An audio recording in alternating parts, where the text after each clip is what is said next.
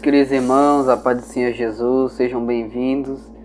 Nós estamos aqui na nossa terceira pré-aula das nossas lições, da Escola Bíblica Dominical. Eu me chamo Adriano Almeida, você está no canal Pitado Teologia.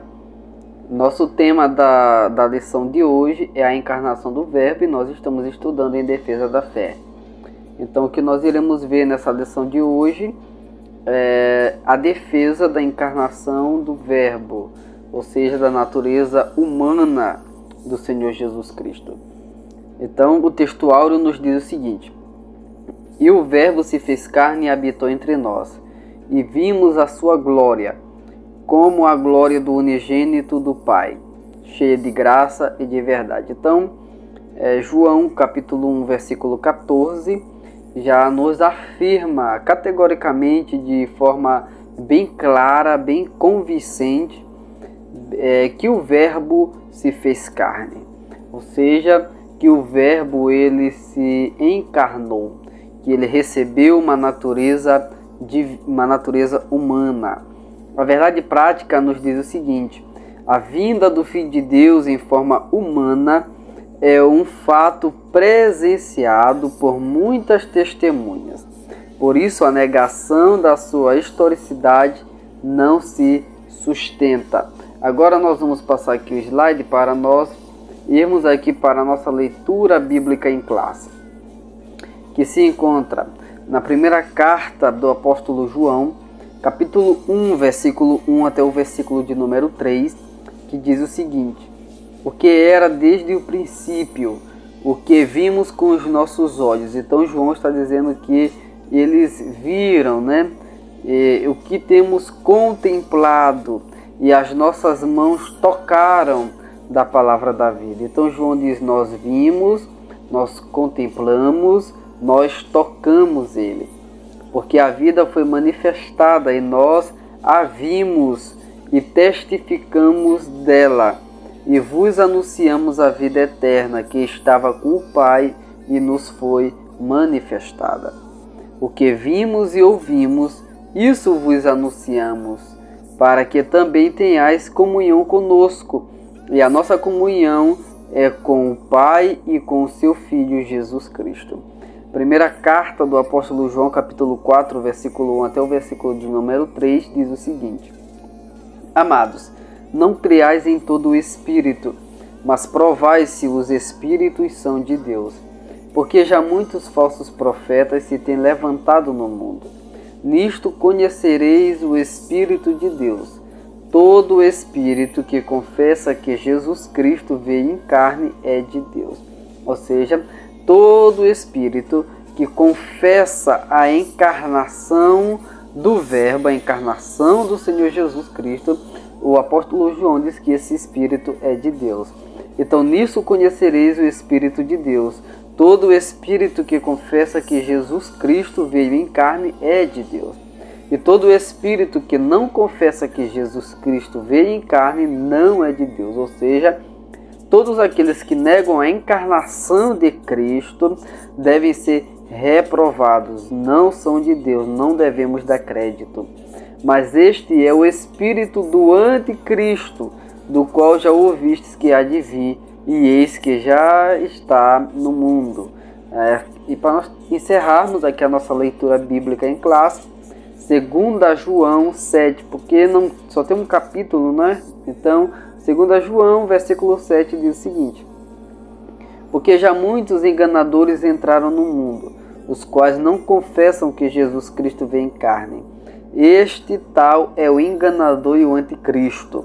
Então você veja bem que na nossa leitura bíblica em classe, o apóstolo João ele é bem enfático ao dizer que aquelas pessoas, aqueles grupos religiosos que negam a encarnação, que negam que o Senhor Jesus ele se manifestou em forma humana, esses grupos eles não são de Deus, esses grupos são pessoas enganadoras e estão a serviço do espírito do anticristo, estão influenciadas pelo espírito do anticristo e por isso suas doutrinas, suas ideias, suas filosofias, sua interpretação, todas devem ser rejeitadas. Então, sabendo disso, vamos para a nossa introdução da nossa lição de hoje, que é a lição de número 3. Desde o início da igreja, houve tentativas de negar a deidade absoluta de Cristo, bem como a sua ressurreição. Esses grupos céticos tinham a pretensão de desconstruir o testemunho e a autoridade apostólica acerca do Senhor Jesus. O mesmo apóstolo João, que se empenha em mostrar a deidade absoluta de Jesus, deidade aqui são as características divinas que mostram que o Senhor Jesus ele é um ser divino, ou seja, ele é Deus. Ok? Então João ele mostra essa deidade do Senhor Jesus, mostra a natureza divina, mostra que o Senhor Jesus ele é um ser divino, ele é Deus. Ele se preocupa também em enfatizar que Jesus viveu entre nós, participou da natureza humana e teve um corpo físico humano. Então João ele trabalha as duas naturezas do Senhor Jesus. Ele se empenha bastante em mostrar que o Senhor Jesus ele é um ser divino, ele é Deus, ele é o Filho unigênito do Pai, e o Pai, a Bíblia diz que eles são um, ou seja, que o Filho está no Pai, o Pai está no Filho, mas isso não significa dizer, isso nós veremos na próxima lição, isso mais detalhadamente, não significa dizer que ali há uma unicidade, mas sim que há um único Deus, mas que esse único Deus ele é composto por 3 pessoas, e dentre essas 3 pessoas nós estamos estudando aqui a pessoa do Filho, e o Filho ele recebe uma natureza humana, mas ele é totalmente divino, possuindo todos os atributos divinos. A presente lição é uma apologia à plena humanidade do Senhor Jesus. Então, assim como o Senhor Jesus ele é plena e totalmente possuidor de uma natureza divina, da mesma forma ele o é da natureza humana. Então o Senhor Jesus, ele é Deus, ele sempre existiu, ele é eterno, ele é todo-poderoso, nele não há falha, nele não há sombra de variação, e ele decidiu se fazer participante da natureza humana para que ele se tornasse o único mediador entre Deus e os homens, e através da sua morte e ressurreição nós pudéssemos ser salvos para a glória de Deus. Nosso primeiro ponto, falar sobre as heresias que negam a corporeidade do Cristo. O nosso primeiro subponto, falar sobre o que é o docetismo. O docetismo é a mais antiga heresia da história da igreja e consiste em negar que Jesus tivesse tido corpo físico humano. Sua humanidade era simplesmente uma aparência, como um fantasma. Então o docetismo é uma heresia eclesiástica, uma heresia que aconteceu na história da igreja por parte de algumas pessoas que negavam a questão da humanidade do Senhor Jesus. Eles negavam que o Senhor Jesus ele havia recebido um corpo humano, negavam que ele havia morrido na cruz, porque aquilo era algo terrível para uma pessoa justa como Jesus sofrer. Então eles negavam toda essa questão. E para dizer isso, eles diziam que aquilo era só aparência, ou diziam que aquilo era um fantasma, e outros argumentos que nós veremos no decorrer dessa lição. A questão é que os docetistas, eles negavam a encarnação do Senhor Jesus. Eles negavam que o Senhor Jesus ele havia recebido um corpo humano, e que ele era plenamente humano. Nosso segundo subponto fala sobre o que os docetas ensinavam sobre Jesus. Esses movimentos negavam o cristianismo histórico, pois segundo essa doutrina, o Senhor Jesus não teve um corpo, isto é, não veio em carne. O seu corpo seria uma mera aparência que chamavam de corpo docético. Então aquilo que as pessoas estavam vendo não era um corpo real, não era um corpo verdadeiro. Aqui era somente uma aparência. Isso no que diz respeito a essa visão herética que nós estamos estudando aqui no nosso primeiro ponto.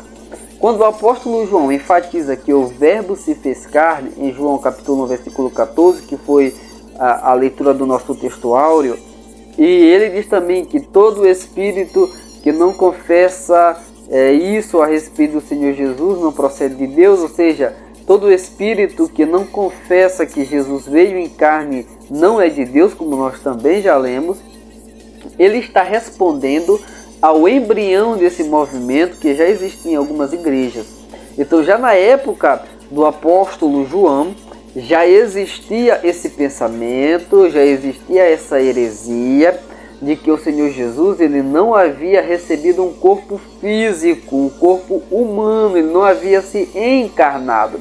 Então, o apóstolo João ele vai fazer uma apologia à encarnação do Verbo, e isso através do evangelho que leva o seu nome, Evangelho segundo João, as 3 epístolas que ele escreveu, a primeira epístola de João, a segunda e a terceira, e também no Apocalipse, porque no Apocalipse, já no capítulo de número 1, quando o Senhor Jesus ele se revela lá, ele diz: aquele que foi morto, mas estou vivo.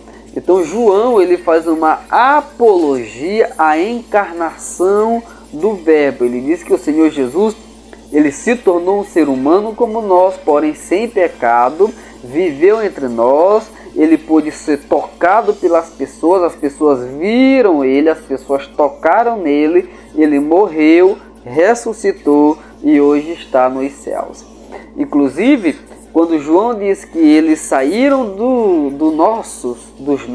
de nosso meio, porque não eram dos nossos, ele estava falando dos gnósticos, que também negavam a encarnação do Senhor Jesus. Então, quando João diz: olha, eles estavam no nosso meio, eles saíram daqui do nosso meio porque eles não eram dos nossos, João está dizendo que essas pessoas que antes estavam na igreja, antes estavam participando ali da comunhão da igreja e agora haviam saído, João está dizendo que eles negaram a fé, que eles abandonaram a fé, porque eles negavam a encarnação do Verbo, negavam a encarnação do Senhor Jesus.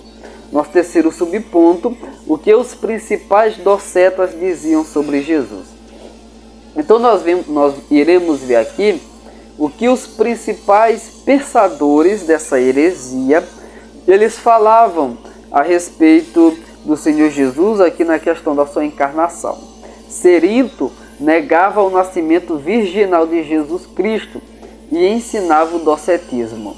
Ele foi contemporâneo do apóstolo João em Éfeso.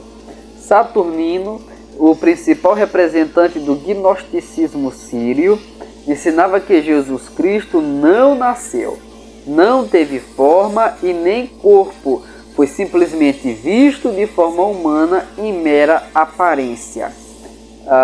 Já Marcião é outro heresiarca que negava ser Cristo verdadeiramente humano.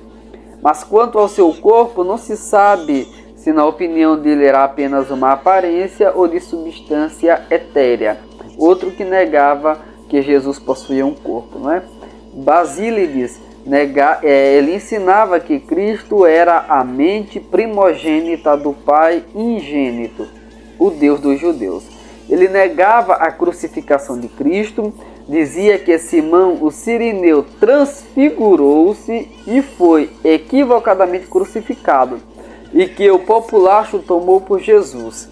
Assim sendo, Cristo apenas presenciou a crucificação de Simão, seu sósia. Então, no pensamento de Basílides, o Senhor Jesus, ele na verdade não foi crucificado, Simão foi crucificado no lugar dele. Que Simão havia se transfigurado na imagem de Cristo, se tornando um sósia de Cristo, e dessa forma foi crucificado, e o Senhor Jesus ficou ali apenas observando, presenciando a crucificação de Simão, que havia se tornado um sósia do Senhor Jesus. No entanto, a Bíblia declara de maneira direta que Jesus nasceu, mencionando até mesmo o local, em Belém da Judéia, e a época, no reinado de César Augusto, imperador romano. A Bíblia fala também do corpo físico de Jesus. Então, se for parar para analisar do ângulo bíblico, do ângulo onde deve ser analisado as questões bíblicas, essa doutrina de que o Senhor Jesus, na verdade essa heresia, né, de que o Senhor Jesus ele não recebeu um corpo humano, de que o Verbo não encarnou, ela não se sustenta de pé. Observando pelo ângulo bíblico, pelos textos bíblicos que nós temos à nossa disposição, os textos inspirados pelo Espírito Santo, todos eles derrubam a ideia de que Jesus ele não possuía um corpo físico. A Bíblia vai afirmar categoricamente que Jesus possuía um corpo físico e por isso essas heresias elas não se sustentam. Nosso segundo ponto fala sobre a afirmação apostólica da corporeidade de Jesus. Nosso primeiro subponto fala sobre o que era desde o princípio. João capítulo 1, versículo 1. A expressão o que era desde o princípio é uma reiteração daquilo que o apóstolo afirma na introdução do evangelho que leva o seu nome. No princípio era o Verbo. Isso significa que o Verbo já existia mesmo antes da criação. Então, quando nós lemos primeira carta do apóstolo João, capítulo 1, versículo 1, o apóstolo João diz o seguinte: o que era desde o princípio, o que vimos com os nossos olhos, aqui parece até uma redundância, né? O que temos contemplado e as nossas mãos tocaram da palavra da vida. Então, quando João ele cita essa expressão, ele está reiterando aquilo que ele já havia escrito no evangelho que leva o seu nome, quando ele escreve: no princípio era o Verbo estava com Deus e o Verbo era Deus, significando que o Verbo já existia antes mesmo da criação do mundo. Isso porque ele é eterno. O Senhor Jesus, ele é eterno, ele não possui começo e nem fim, ok? Mas João, ele nunca perde de vista que o Verbo se fez carne. Então, mesmo abordando a natureza divina do Senhor Jesus, o apóstolo João ele não se perde na questão de que o Senhor Jesus ele também é humano, ele também se tornou humano, ele também se fez carne, ou seja, o Verbo se encarnou, o Verbo se fez carne. Não se contenta apenas com isso, mas ele apresenta detalhes importantes. É que o Verbo não somente se fez carne, para não deixar dúvida alguma, para não deixar nenhuma dúvida, João diz: ele habitou entre nós e ele foi visto pelas pessoas. Essa referência aí está um pouco estranha, mas é 1 João, capítulo de número 1, você pode acompanhar aí, inclusive nós vimos aqui na nossa leitura, não é?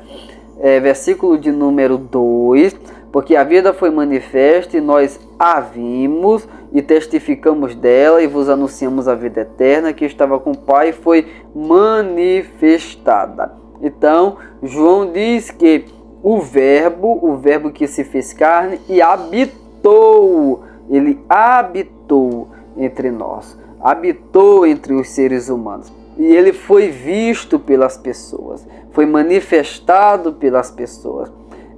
João, ele diz no capítulo 1 de João capítulo 1, versículo 14, ele diz que o Verbo se fez carne, habitou entre nós, vimos a sua glória, como a glória do unigênito do Pai, cheio de graça e de verdade. Ou seja, ele habitou, as pessoas viram, as pessoas contemplaram, as pessoas puderam tocar nele. 1 João capítulo 1, versículo 1, já no final do versículo, a Bíblia diz: e as nossas mãos tocaram a palavra da vida. Então o Senhor Jesus foi tocado pelas pessoas. O apóstolo João mostrando assim a encarnação do Verbo. Então o Verbo ele realmente se encarnou.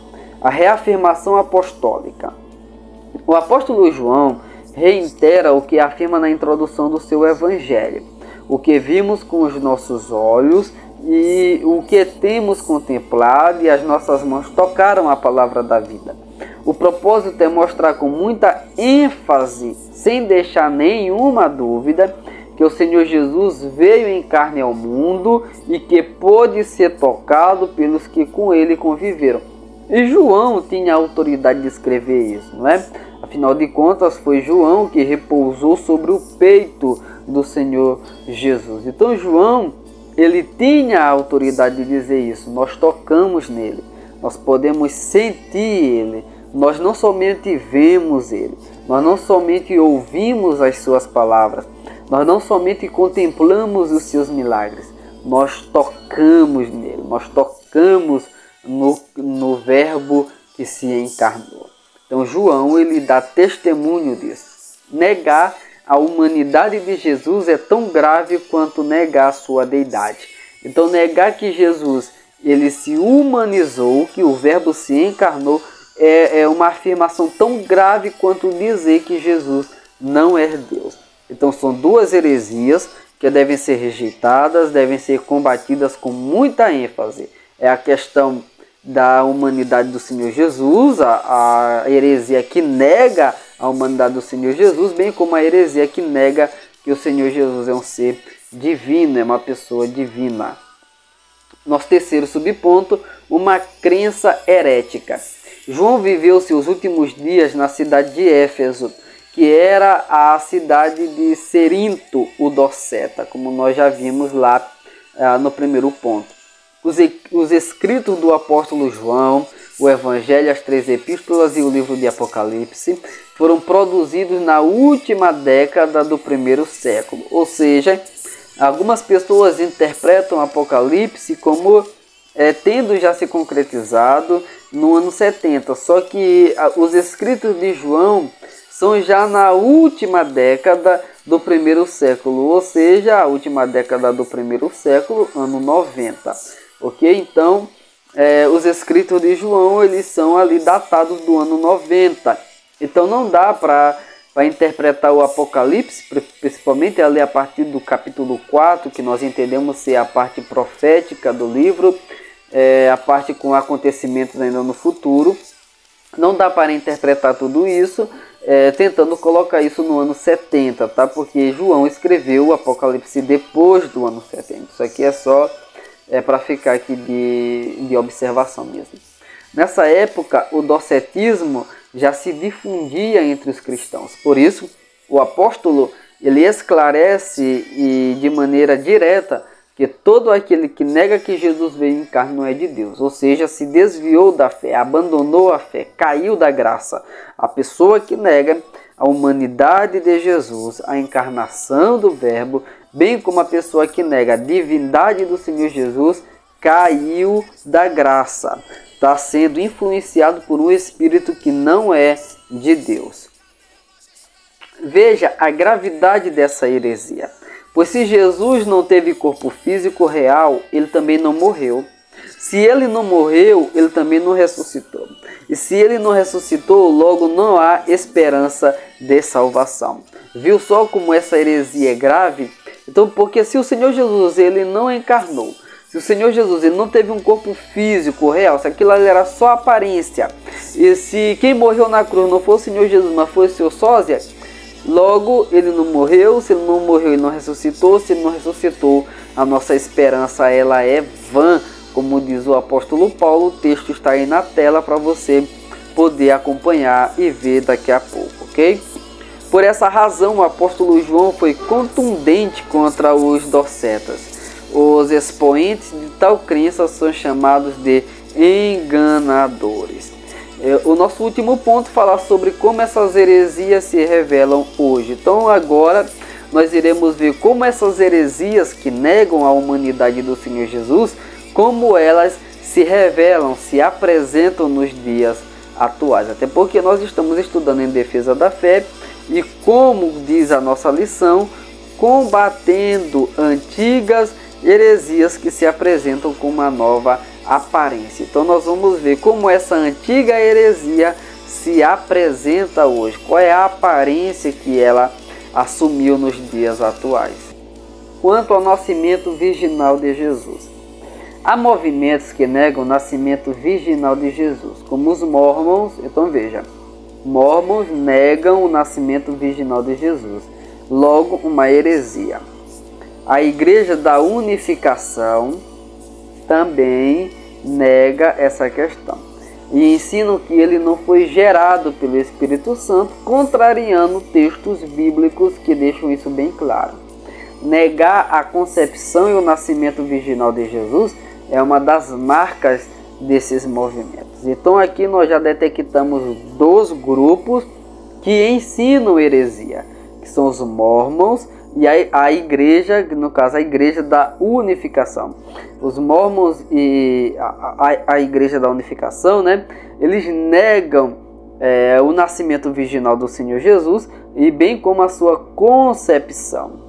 Então estamos aí já o autor da nossa lição desmascarando esses grupos que pregam heresia nos nossos dias. É o ensino moderno de Cerinto e seus seguidores. A Bíblia anuncia de antemão a concepção e nascimento virginal de Jesus desde o Antigo Testamento. Então é como eu falei anteriormente, se nós formos pegar esses pensamentos dessas pessoas, essas heresias, e formos analisar pela ótica bíblica, elas não se sustentam. Não tem como se sustentar essas heresias pela Bíblia, pela palavra de Deus, porque a Bíblia, ela combate essas heresias. Então essas pessoas, elas podem pegar várias bases para o seu pensamento, só que quando elas pegam a Bíblia para defender o seu pensamento, aí não dá certo, porque a Bíblia vai contra esse pensamento. Sendo que nós vimos aqui que um dos apóstolos de Jesus, que nós estamos estudando especificamente, que é o apóstolo João, combateu esse pensamento. Então, essa heresia não se sustenta. Quanto à morte e ressurreição de Cristo, o Alcorão, o livro sagrado dos muçulmanos e sua principal fonte de autoridade espiritual, declara que o Senhor Jesus não foi crucificado, que tudo não passou de uma simulação. Então o Alcorão, assim como pensadores lá no final do 1º século, dizem que o Senhor Jesus não morreu, que aquilo ali foi apenas aparência, que não foi real, foi uma simulação que aconteceu. E as pessoas acreditaram naquela simulação. Olha o pensamento dessas pessoas, não é? Nas notas explicativas de rodapé, nas edições do Alcorão, eles afirmam que um sósia de Jesus foi levado à cruz. Isso se parece com a ideia de Basílides. Essa doutrina contraria todo o pensamento bíblico e os fatos históricos. A Bíblia ensina que Jesus morreu e ressuscitou dentre os mortos. O movimento das Testemunhas de Jeová nega a ressurreição corporal de Jesus. Então aqui nós já citamos os Mormons, nós já citamos aqui os muçulmanos, né, com o Alcorão, e também as Testemunhas de Jeová, que vão negar a questão dessa encarnação do Verbo. Quando um nega que Jesus ele não nasceu, outros negam que Jesus não morreu na cruz e outros negam que Jesus não ressuscitou com o corpo. E tudo isso, quando nós observamos pela ótica bíblica, todos esses pensamentos caem por terra, porque a Bíblia diz que Jesus nasceu de Maria, filho de Maria, que o Senhor Jesus foi concebido pelo Espírito Santo, que o Senhor Jesus ele teve um ministério, né, ali na Judéia e Galiléia, morreu, ressuscitou dentre os mortos, sendo visto por várias pessoas, sendo tocado por várias pessoas, inclusive se alimentando, tá? E depois ele foi assunto aos céus. Nós vamos passar aqui aos slides. Alguns teólogos muçulmanos dizem que Jesus foi pregado na cruz, mas que não morreu lá. Teria assim desmaiado, tirado de lá naquele estado, recuperou-se no túmulo com a ajuda das mulheres. Então veja o que eles dizem, que Jesus não morreu na cruz, que ele foi pregado assim na cruz, mas ele não morreu lá, ele só desmaiou. E depois que ele desmaiou, ele foi tirado de lá, tido logicamente como morto, né? Colocado no túmulo, e depois ele recuperou-se com a ajuda daquelas mulheres. Eles negam a morte do Senhor Jesus e a ressurreição do Senhor Jesus, por isso negam a salvação por meio de Cristo. Outros dizem que Judas foi confundido com Jesus e crucificado, ou um sósia. Então são muitas aí as ideias, as heresias desse pessoal que devem ser combatidas à luz das Sagradas Escrituras. A cruz de Cristo sempre foi escândalo para os que perecem. A morte e a ressurreição de Jesus estavam previstas desde o Antigo Testamento, como diz Isaías 53, versículo 8 a 10 e Salmo 16, 10. Cumpriram-se então registradas no Novo Testamento, em Lucas, capítulo 24, versículo 44 a 46, para a nossa salvação.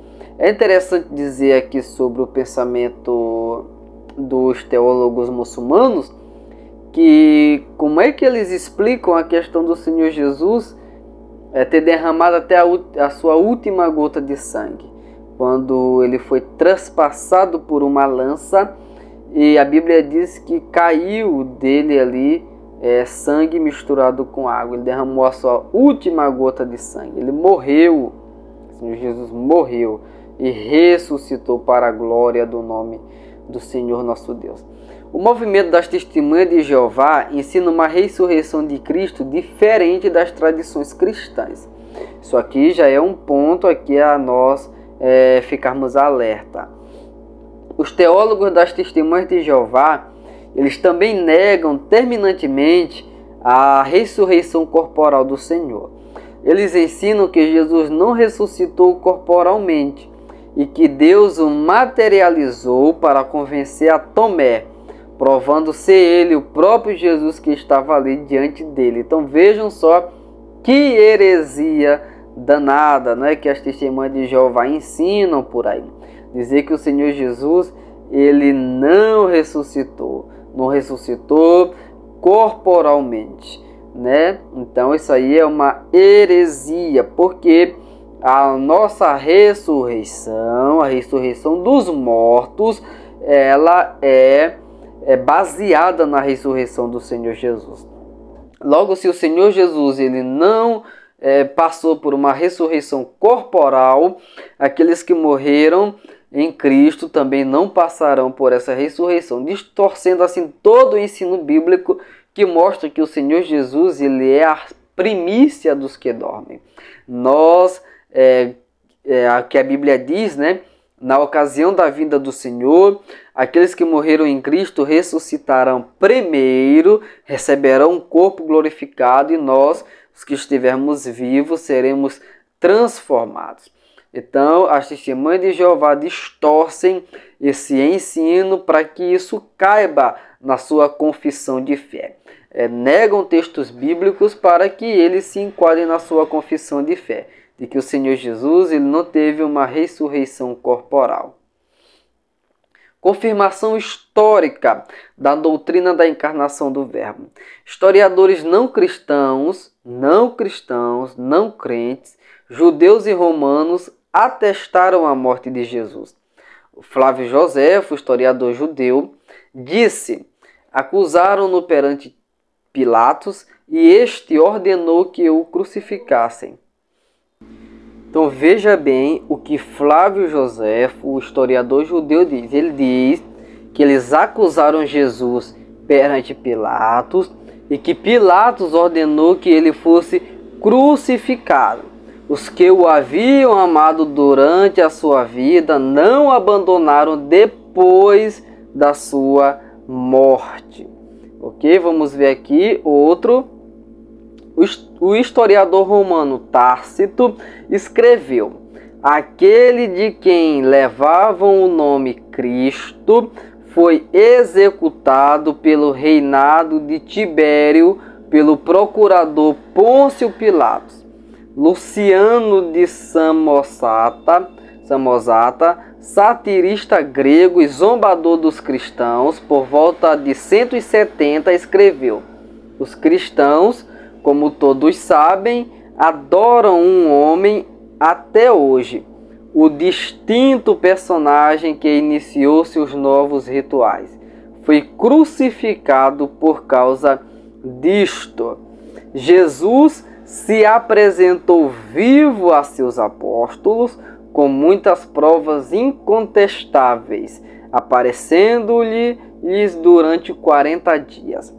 Jesus afirma ser Ele mesmo e não um corpo materializado, não outro corpo, cuja ressurreição não foi em espírito, era Ele mesmo que estava presente, em carne e osso, e que espírito não tem essas características materiais. Então a Bíblia, ela prova, a história prova que o Senhor Jesus foi um personagem histórico que viveu, morreu e ressuscitou e está vivo para todo sempre. Louvado seja o nome do Senhor. Quando se revela ou se aponta uma heresia, é responsabilidade nossa refutá-la à luz da Bíblia. Do contrário, o que estamos fazendo nada mais é do que a propaganda delas, em vez de a apologia em defesa da verdade. Torna-se um anúncio publicitário em favor da causa delas, ainda que indireta. Então agora nós vamos para a aplicação da nossa lição.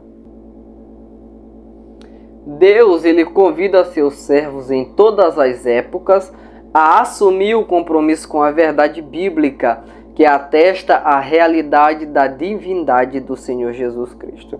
Desse modo, como a Igreja de Cristo, que preza pela verdade do Evangelho, nós devemos reafirmar com afinco a declaração de Cristo de que Ele e o Pai, juntamente com o Espírito Santo, constituem uma unidade perfeita.